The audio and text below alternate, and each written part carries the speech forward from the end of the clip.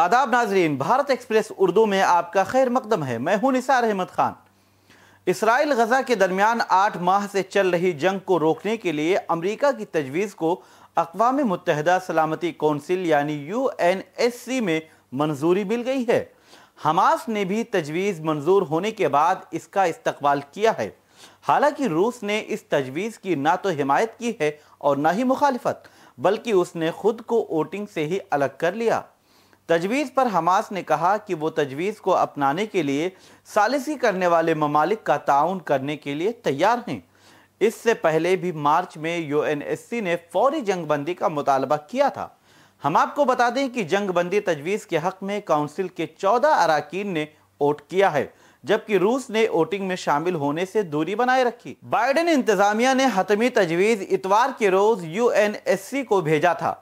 Biden के जरिया बनाया गया ये प्लान 3 फेस यानी मराहिल में नाफिज किया जाएगा, जिसमें यरगमालियों की रिहाई, गजा में इंसानी इमदाद, इसराइली फौजियों का गजा से पीछे हटना और गजा का बाज़ आबादकारी शामिल है।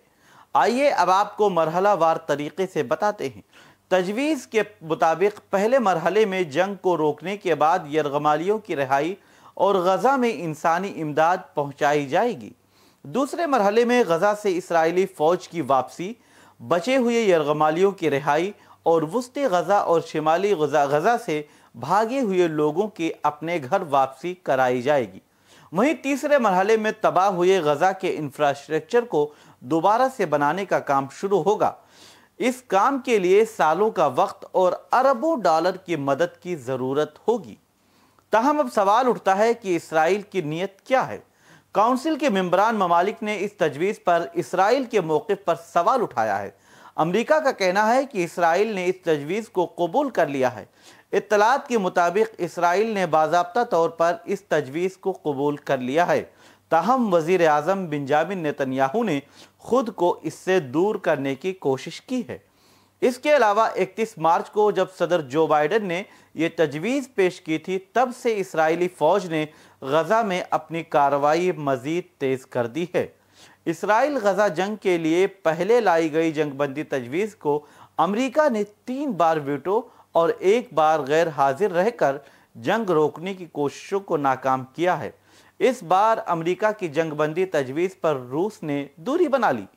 रूस का झुकाव जंग की शुरुआत से ही फ़लस्तीन की तरफ रहा है, लेकिन गजा सीज़ फायर की वोटिंग से रूस का गैर हाजिर रहना कई सवालों को जन्म दे रहा है। इसके बारे में माहिरीन मानते हैं कि मशरिक़ी वस्ता में अमन आने के बाद मगरबी ममालिक का पूरा ध्यान यूक्रेन जंग पर जा सकता है, जो रूस के मफाद में नहीं है। पहले ही नाटो रूस की सरहदों पर अपने पोजीशन को मजबूत कर चुका है।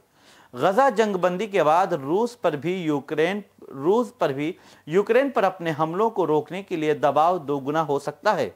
UNSC में जंगबंदी तजवीज़ की मंजूरी के बाद अब उम्मीद की जा रही है कि शायद इसराइल गजा के दरमियान जंगबंदी हो जाए और 8 माह के बाद मासूम लोगों को राहत की सांस मिले।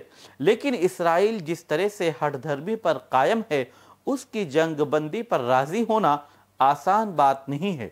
लेकिन अभी आलमी दबाव के बाद इस बात का इम्कान ज़रूर पैदा हो गया है और जंगबंदी की राहें हमवार हुई हैं। आप देखते रहिए भारत एक्सप्रेस उर्दू और मुझे दीजिए इजाज़त। हमारी वीडियो आपको पसंद आए तो लाइक कीजिए, शेयर कीजिए और सब्सक्राइब कीजिए। साथ ही कमेंट बॉक्स में आप अपनी राय भी ज़रूर दें। और हाँ, अगर फेसबुक पर आप वीडियो देख रहे हैं तो हमारे पेज को फॉलो करना ना भूलें।